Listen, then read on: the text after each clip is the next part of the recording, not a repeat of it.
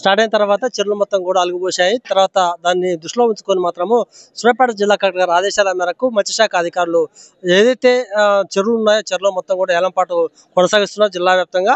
ఈ రోజు సూర్యాపేట జిల్లా కేంద్రంలో ఉన్నటువంటి పాత మత్స్యశాఖ కార్యాలయంలో వేలంపాట కొనసాగుతున్నారు. అసలు ఈ వేలంపాట ఎప్పటి నుంచి కొనసాగిస్తున్నారు, మొత్తం జిల్లాలో ఉన్నటువంటి చెరువులన్నీ ఇప్పుడు ఏ గ్రామానికి వేలంపాట ఇస్తున్నారో మనం ఫిషర్ అధికారిని మాట్లాడిస్తాం. సార్ నమస్తే సార్, మొత్తం జిల్లాలో ఉన్నటువంటి చెరువులన్నీ మొత్తం వేలంపాటలు ఎప్పటివరకు పూర్తయ్యే అవకాశం ఉంది? ఇప్పుడు మనకు మనకు టోటల్గా మన సూర్యాపేట జిల్లాలో 661 చెరువులు మనకు మత్స్యశాఖ పరిధిలో ఉన్నవి. దానిలో వచ్చేసి మనకిప్పుడు మన జిల్లాలో వచ్చేసి 170 సంఘాలకు చెరువులను కేటాయించడం జరిగింది. అయితే మనకు చాలా చోట్ల సంఘాలు ఉన్నాయి, కానీ అక్కడ కొంతమంది చెరువులు తీసుకొని ముందుకు రావట్లేరు. కొన్ని గ్రామాల్లో చెరువులు ఉన్నాయి కానీ ఇక్కడ సంఘాలు లేవు. కాబట్టి ఎక్కడెక్కడైతే ఈ మత్స్య సహకార సంఘాలు లేవో ఆ గ్రామం పరిధిలో ఉన్న చెరువులకు కుంటలకు 268 జీవో ప్రకారము మనకు వేలంపాట నిర్వహించడం జరుగుతుంది. దానిలో భాగంగా ఈరోజు మనకు 4 మండలాలకు మనకు టోటల్గా 95 ట్యాంకులకు వేలంపాట నిర్వహించడం జరుగుతుంది. అందులో ఇప్పుడు మనకు హైయెస్ట్గా ఇప్పుడు చూస్తే 1,20,000 తుమ్మల చెరువు గ్రామంలో రావడం జరుగుతుంది. కాబట్టి ఈ అమౌంట్ ద్వారా మనకు గ్రామంలో ఉండే గ్రామ పంచాయతీలకు అమౌంట్ ఇది డెవలప్మెంట్ కోసం ఉపయోగించుకోవచ్చు. అదేవిధంగా మత్స్యశాఖకు కూడా ఇది మంచి రిమార్క్, అంటే ఇది మంచి పరిణామం కనిపిస్తుంది.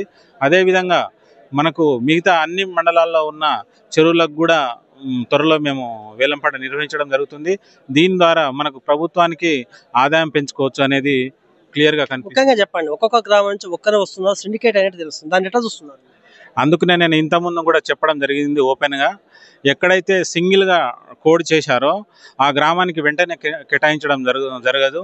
అది ఒక 2-3 డేస్లో అది దాని గురించి ఎంక్వైరీ చేసుకొని అక్కడ నిజంగానే సింగిల్గా అంటే కాంపిటీషన్ లేకుండా వాళ్ళు కావాలని సృష్టించుకున్నారా అనేది మేము నిర్ధారించుకున్న తర్వాత వాళ్ళకు ఫైనల్గా అలాట్మెంట్ చేయడం జరుగుతుంది. జిల్లాలో మొత్తం ఎప్పటి వరకు పూర్తయ్యే అవకాశం ఉంది వేలంపాట?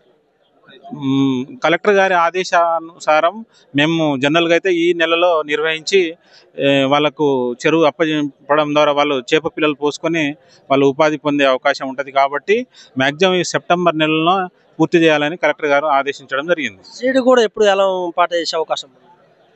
ఏ సీడ్ మన టెండర్స్ అనేవి ఇప్పుడు అది స్టేట్ లెవెల్లో జరుగుతున్నది. కాబట్టి టెండర్ మన జిల్లాకు వచ్చేసి ప్రజెంట్గా అయితే 4 కోడ్ చేయడం జరిగింది. ఇంకా అది టెండరు వచ్చే 12వ తారీఖు పోస్ట్పోన్ అయింది. కాబట్టి ఆ లోపల దాన్ని ఓపెన్ చేసి కలెక్టర్ గారి ఆదేశానుసారం దాన్ని ఫైనల్ చేయడం జరుగుతుంది. గతంలో టెండర్ స్టేట్లో అయితే రాష్ట్రాల వాళ్ళు కూడా వచ్చి పాల్గొనడం జరిగింది. ఆంధ్ర వాళ్ళు మన వాళ్ళకు కొంత ఇబ్బంది అనేది తెలుస్తుంది. ఈసారి ఏమన్నా ఆంధ్ర వాళ్ళు వచ్చే అవకాశం ఉందా? మన వాళ్ళతోనే ఏపిస్తున్నారు? ఇది టెండర్ అనేది సెంట్రల్ లెవెల్, అంటే దేశం లెవెల్లో పిలవడం జరుగుతుంది, ఆన్లైన్ ప్రొక్రూట్మెంట్. ఈ టెండర్లో ఏ రాష్ట్రమైనా ఎవరైనా పాల్గొనవచ్చు. అయితే టెండర్ల యొక్క కండిషన్ విధి విధానాల ప్రకారము ఎవరైనా వాళ్ళ ఫ్యూజిబుల్ దానికి ఒక కమిటీ ఉంటుంది. కమిటీ వాళ్ళు ఫైనల్ చేసి వాళ్ళకు నిర్ధారించడం జరుగుతుంది. ముఖ్యంగా చెప్పండి, టెండర్ విషయంలో చెరువులు లేకున్నా కూడా టెండర్ గట్ల పెడుతున్నారని గతంలో కొంతమంది అధికారుల మీద కూడా మచ్చ రావడం జరిగింది. ఈసారి వాళ్ళు పాల్గొనేటప్పుడు వాళ్ళని మీరు వాటిని పరిశీలిస్తున్నారు? మనకు ముఖ్యంగా ఇప్పుడు అందులో టెండర్ కండిషన్లో వచ్చేసి మనకు వాళ్ళకు ఫిష్ ఫామ్ అనేది ఉండాలి, రిజిస్టర్డ్ ఫిష్ ఫామ్. మత్స్యశాఖ అంటే వాళ్ళ యొక్క మినిమం ఒక 2.5 ఎకర్స్కి వెళ్ళి స్టార్ట్ అవుతుంది. దాని ప్రకారం వాళ్ళకు చేప పిల్లల అలాట్మెంట్ అనేది చేయడం జరుగుతుంది.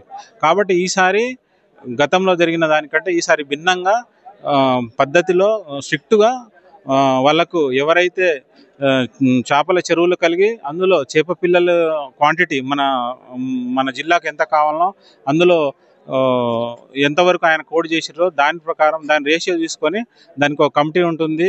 డిఆర్డిఏ పీడీ గారు మరియు వెటర్నరీ ఆఫీసర్ గారు మరియు జిల్లా కలెక్టర్ చైర్మన్గా ఉంటారు.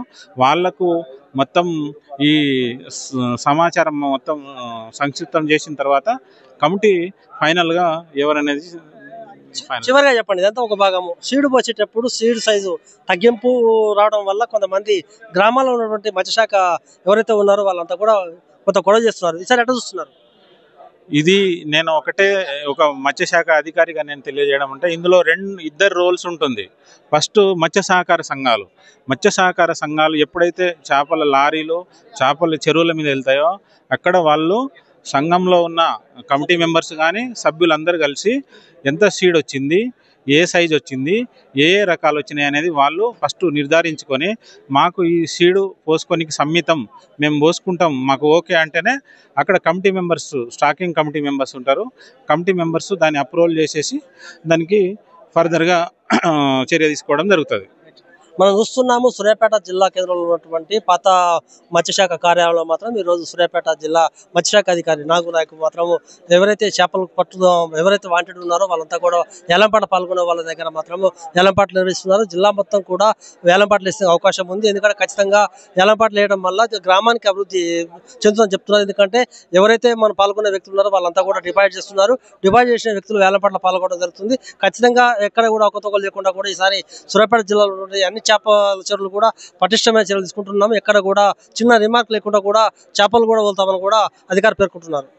లేటెస్ట్ న్యూస్ తెలుగు మరియు ఇంగ్లీష్ అప్డేట్స్ కోసం ఇప్పుడే క్యూ న్యూస్ అఫీషియల్ యాప్ ని ప్లే స్టోర్ నుండి డౌన్లోడ్ చేసుకోండి. సరికొత్త సమాచారాల కోసం క్యూ న్యూస్ వెబ్సైట్ ని ఫాలో అవ్వండి. ఛానల్లో ప్రాంతీయ, జాతీయ, అంతర్జాతీయ వార్తలు వీక్షించండి. లైక్ చేయండి.